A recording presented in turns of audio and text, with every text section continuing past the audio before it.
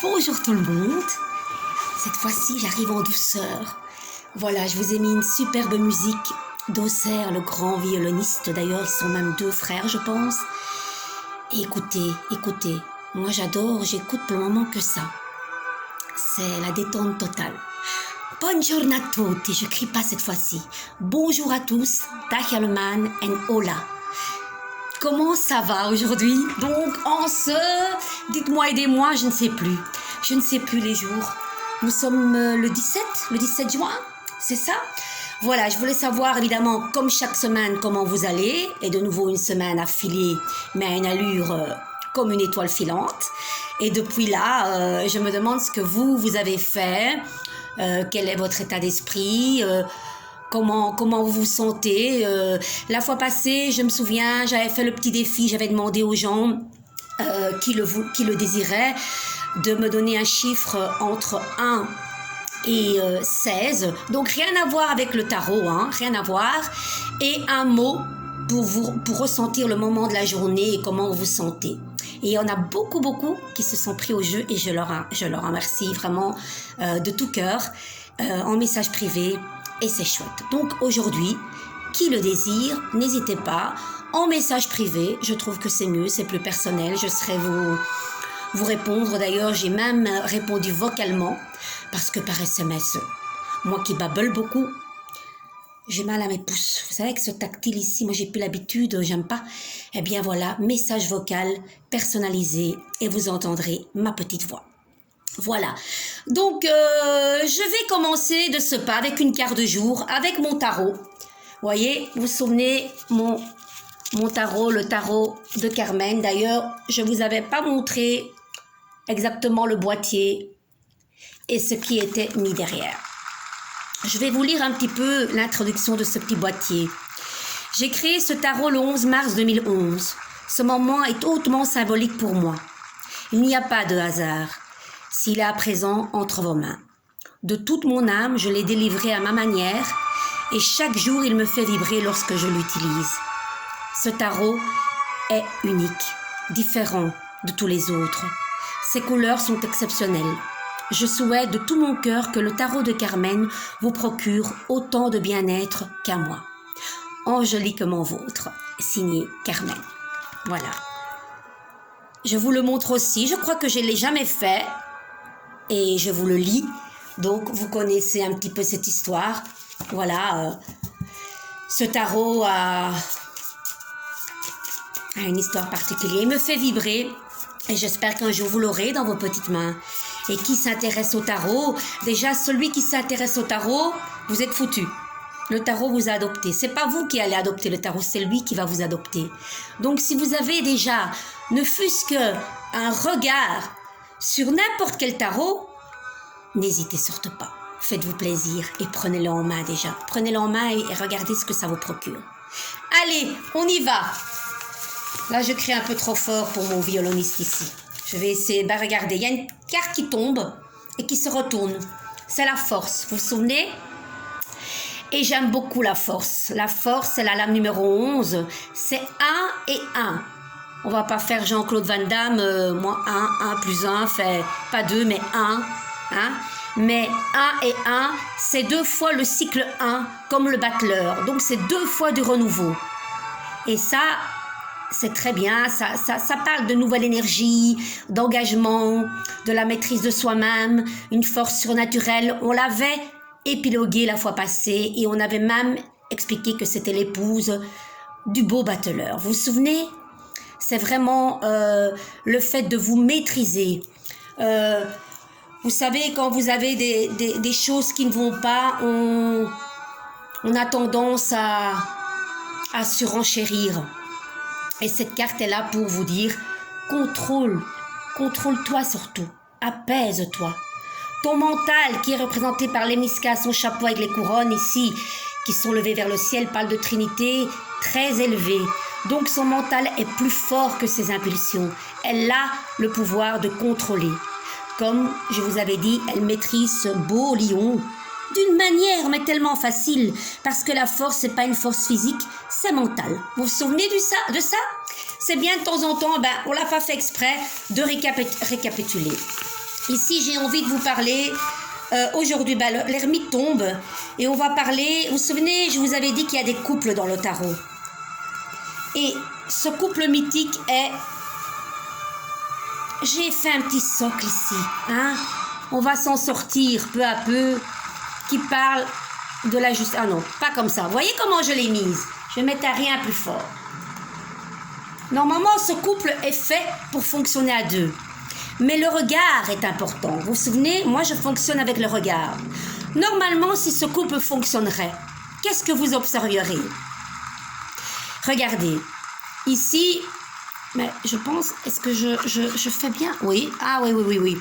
En fait, voilà, c'est un peu à l'envers pour vous. Si je l'aurais mis comme ça, ce bel ermite, il y a l'épée qui met une barrière et qui lui dit stop, dégage, je n'ai pas envie de toi, va voir ailleurs. Elle ne l'accueille pas. Vous voyez ce que je veux dire? Le jeu des regards. Là, elle ne le regarde pas et l'ermite est carrément ailleurs. Et elle ne le veut pas, stop, tu n'avances plus, je ne veux pas de toi. C'est bon, c'est quelqu'un de protecteur en général. Elle, c'est quelqu'un de très droite. Elle a besoin presque de personne. Comme la fois passée en Harley Davidson. Hein? Je vais être sérieuse. Donc là, elle lui met un Ola. Et elle dit, voilà, maintenant je ne veux plus. C'est quand je veux moi et quand je décide. Tandis que là, on va quand même les remettre ensemble parce que c'est un beau couple là. Et moi, je l'aime bien, ce couple, parce que, voilà, c'est mon petit couple à moi. Ben oui. Depuis le départ, je suis représentée par la justice et mon homme, Signore Carmelo, vous le connaissez, hein. Je pense que vous le voyez souvent, même s'il n'aime pas trop que je le mette sur les réseaux sociaux, ben moi, j'aime bien le présenter. Et voilà, c'est ma moitié. Et il est représenté par l'ermite. L'ermite, c'est la lame numéro 9, vous vous souvenez, la lame du calme, de la méditation, de l'introspection vers soi. Et qu'est-ce qu'il fait l'ermite?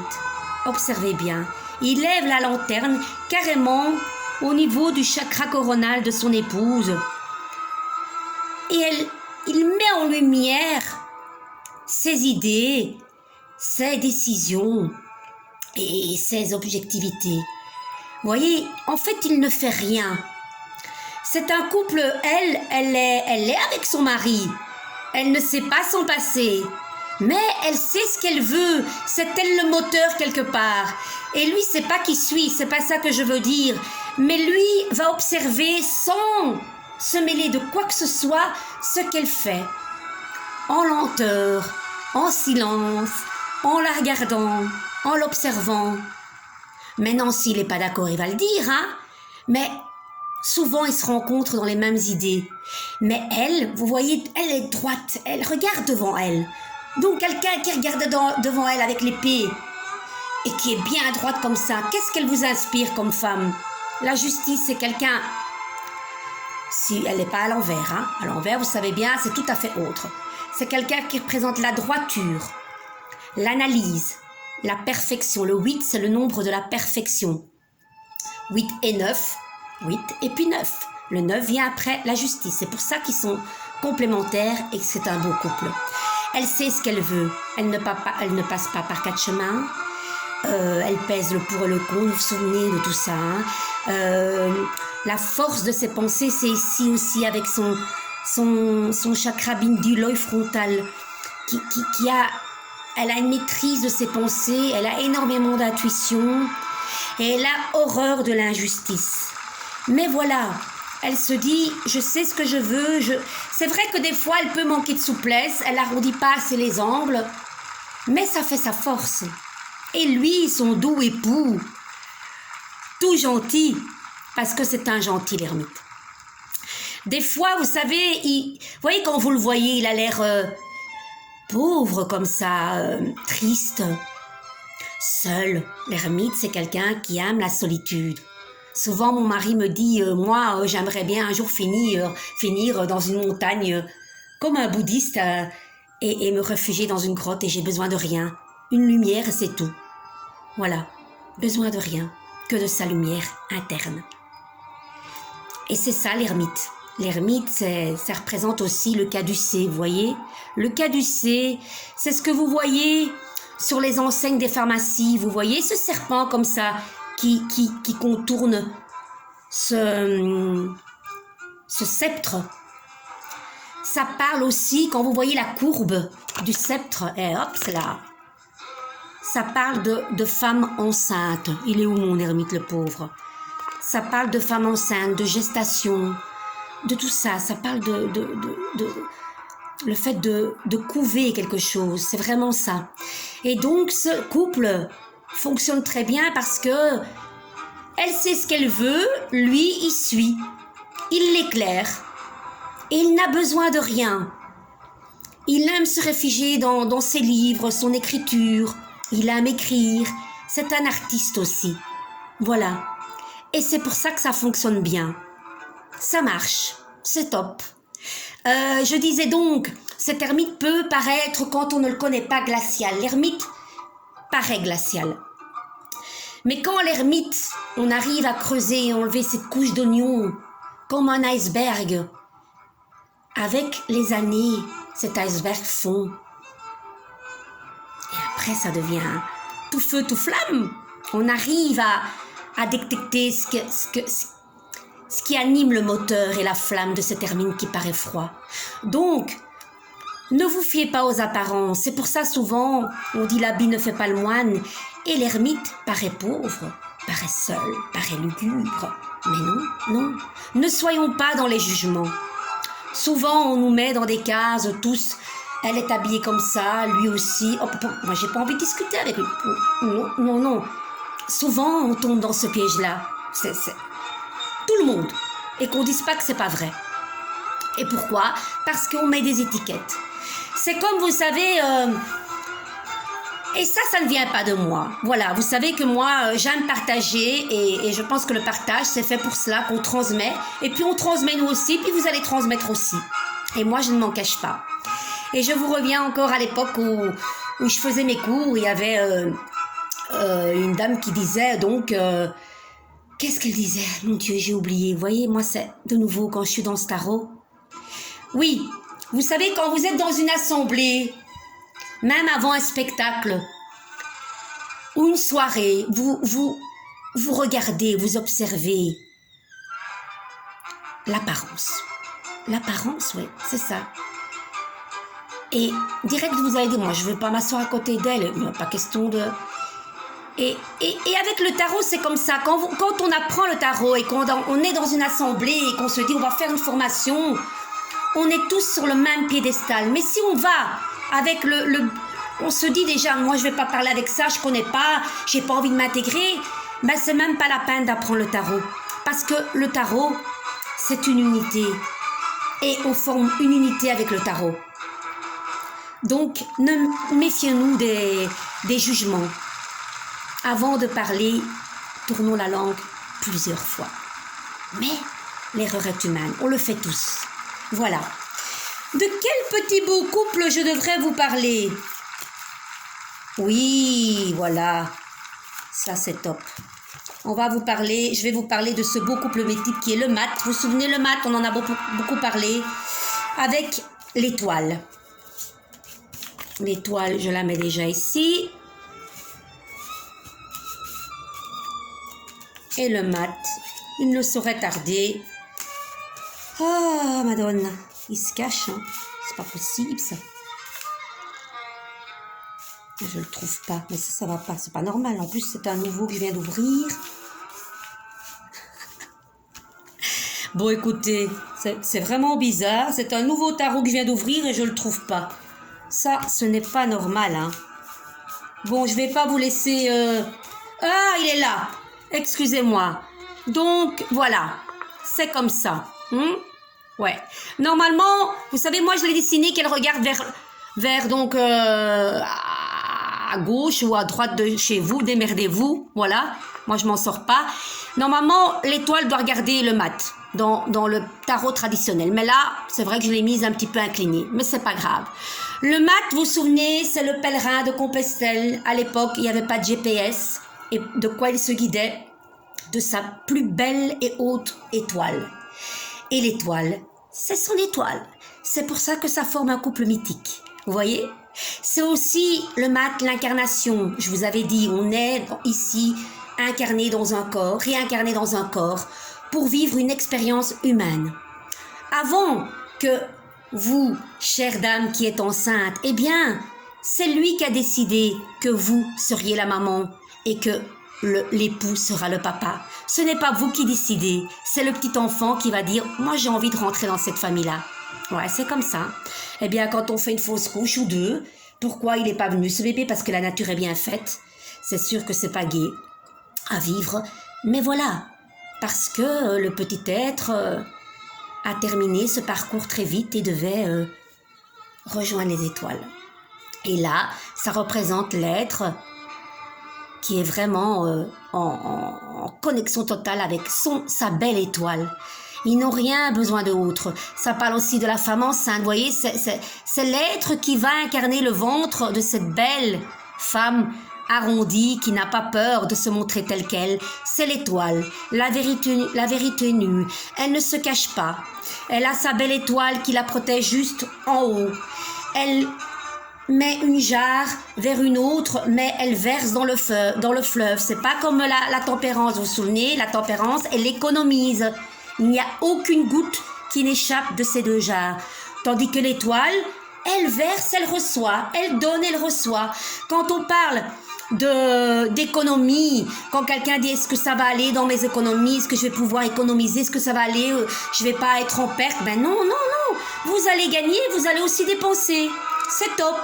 Ça parle aussi de deux arbres généalogiques, le père et la maman, l'arbre généalogique, on le voit mieux dans l'autre tarot, je vais vite vous le montrer,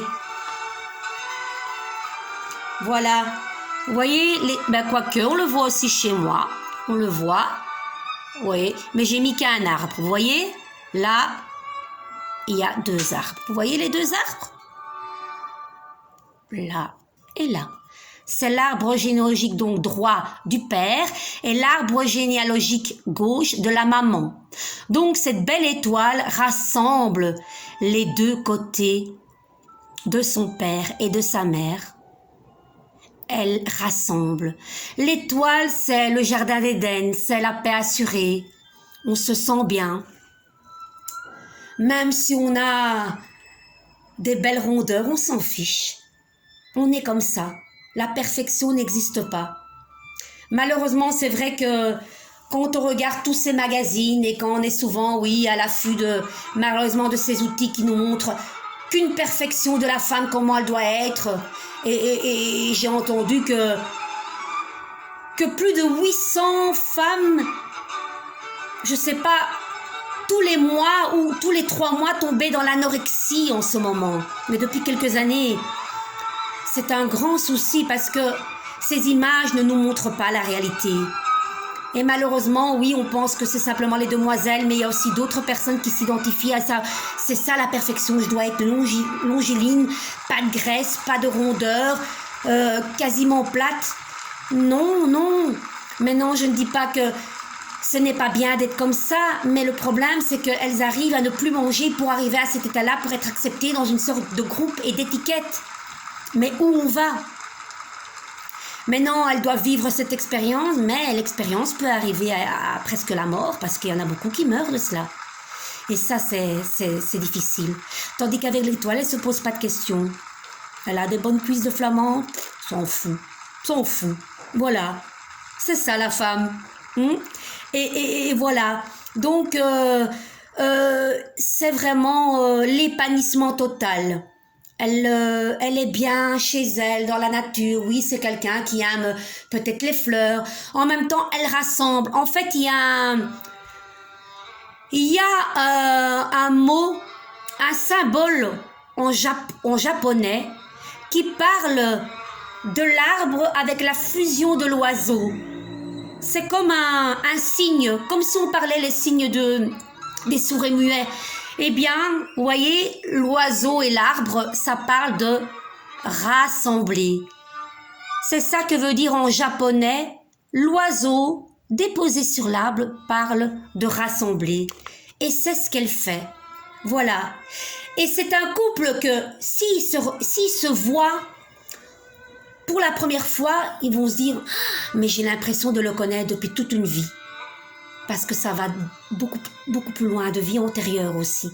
Souvent, hein, les gens qui ont connu ça, un coup de foudre, ou qui sont là encore avec plein d'années de belles unions, ils se disent, même déjà avant de le connaître, ils savaient qu'ils allaient le reconnaître.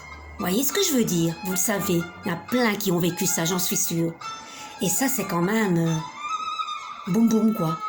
C'est exceptionnel. Voilà encore un petit couple.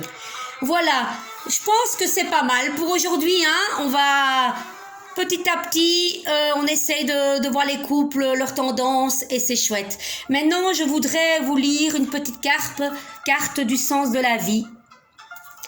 On y va? Sous cette belle musique d'Auxerre qui nous hypnotise quelque part.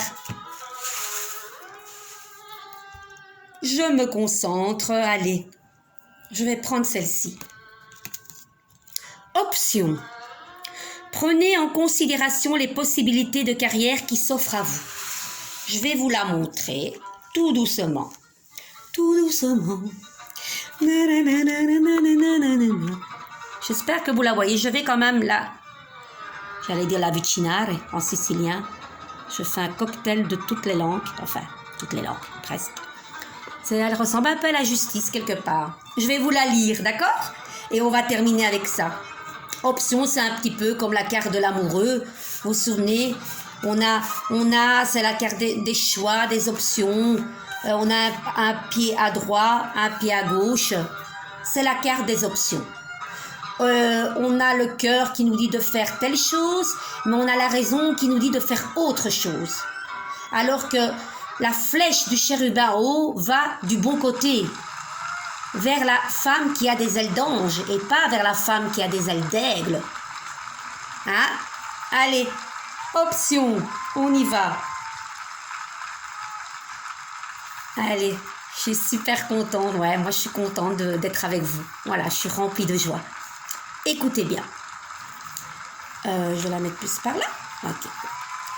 Et ça tombe. Ça, c'est le direct. Même si je poste ma vidéo juste après, pour moi, c'est du direct. Pareil. Voilà. Vous avez le choix entre plusieurs options. C'est pour cela que cette carte se présente à vous aujourd'hui. Vous vous sentez souvent limité quant à vos choix de carrière. Les anges sont là pour vous rappeler que vos possibilités sont illimitées. Ils vous garantissent que vous disposez pleinement du temps, de l'argent, du savoir, des opportunités et autres facteurs nécessaires à vos changements. Alors, cette carte est le signe qu'il est temps pour vous de sortir des sentiers battus et de laisser libre cours à votre imagination devant les options qui se présentent. Pourriez-vous, par exemple, reprendre vos études et élargir vos compétences en ce qui concerne la carrière de vos rêves ? Ou bien pourriez-vous vous lancer dans l'aventure d'un travail indépendant à temps partiel pendant que votre travail actuel paie les factures? Ou bien pourriez-vous trouver un mentor pour vous former pendant que vous travaillez comme volontaire? L'éventail des possibilités est ample et diversifié si vous décidez simplement de le prendre en compte. Prenez le temps et dites tout de suite à vos anges « Je vous prie, chers anges, de m'aider et de m'orienter vers les options qui se présentent à moi pour accomplir ma mission divine, vitale et une carrière qui fasse chanter mon cœur de joie. » C'est joli ça. Alors notez vos sentiments et vos idées intuitives ainsi que les signes physiques répétitifs car ce sont des messages de l'au-delà. Voilà, je suis sûre que cette carte vous fera écho. Prenons conscience des signes. Et de nouveau, je l'ai déjà dit, quand on se laisse guider par notre cœur et de ce que l'on veut, nous vraiment, on peut atteindre tous les objectifs. On ne doit pas se limiter et de nouveau, nos propres limites, c'est nos peurs. Et c'est humain. Mais voilà, il y a beaucoup de gens qui disent que les échecs, c'est pas bien, c'est pas bon, c'est comme si on avait raté quelque chose dans sa vie. Mais non, les échecs sont là pour nous faire avancer et nous dire, voilà, On s'est trompé de drapeau, on reprend le flambeau, l'autre drapeau, et on continue. Et on va avec son flambeau de lumière en tant que victoire, et on y va. Voilà, ça c'est super. Maintenant, je vais terminer avec une carte, simplement, rien que la prière de l'archange Michael. Vous savez que l'archange Michael, grâce à l'épée, arrive à détruire toutes les choses néfastes, toutes les choses polluantes, et nous débarrasser de plein de choses, et de détacher ce lien que nous-mêmes, on est liés, parce qu'on pense être piégé, alors qu'on a le droit, rien qu'avec la pensée, de se délibérer de ça. Décidez d'être heureux, maintenant.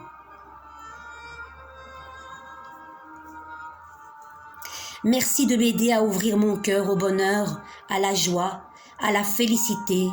Je choisis de voir maintenant tout le bien dans ma vie. Allez, moi je vous aime beaucoup, je vais la lire, parce que, voilà, ça fera écho surtout à beaucoup d'entre vous, et ça c'est le principal, c'est ce que moi je veux. Les anges vous ont entendu et répondre à vos prières. Au lieu d'attendre les événements futurs pour vous réjouir, vous pouvez décider d'être heureux dès maintenant. Pour cela, concentrez-vous sur toutes les personnes et les choses pour lesquelles vous ressentez de la gratitude. Qu'est-ce qui fonctionne bien dans votre vie? Quelles sont vos forces et vos chances en vous? En vous autorisant à éprouver du plaisir et de la joie maintenant, vous vous renforcez. Prenez le contrôle de votre vie et empêchez les influences extérieures de diriger vos sentiments. Espérez un miracle, dressez une liste des objets de votre gratitude, maintenez des pensées positives à propos de cette situation et ouvrez votre cœur à l'amour. Bien voilà, vous voyez, c'est vraiment... je terminerai par ça. Quand des choses ne vont pas, moi j'ai souvent des personnes qui viennent des fois et qui disent « rien ne va dans ma vie, rien ne va ». Et là, je les redresse et je dis « rien ne va dans votre vie ». Faites une petite liste et voyez un petit peu ce qui va dans votre vie. Et c'est les choses primordiales. Avoir un toit, avoir de quoi manger, ouais, avoir la santé, être aimé de ses proches. Que demander de plus? Quand on est conscient de ça, on n'a besoin de rien d'autre. Et souvent, on veut des choses qu'on n'a pas, mais qu'on se concentre sur ce qu'on a déjà, pas sur ce qu'on veut toujours obtenir. C'est ça le problème de l'homme. Il s'achète une voiture, il veut la plus grosse, puis encore la plus grosse. On s'achète un ovni de ces machins-là, là. Bah après un an, oui, mais il faut le changer parce que c'est pas assez performant. Mais non, non, non, non. Si celui-là va, pourquoi t'as besoin de l'autre? Mais c'est ça, c'est ça. On est omnibulé par tout ce qui est publicité et achat. Et c'est fait pour attirer le subconscient des gens. Voilà. Ils sont malins là avec leur pub. Mais on ne doit pas se laisser faire. Contentons-nous de ce que nous avons déjà. Ok? Voilà. Je vais vous laisser avec ce beau Auxerre. Voilà. Et je vous dis gros bisous, à bientôt et prenez soin de vous. Bye bye. Eh oui.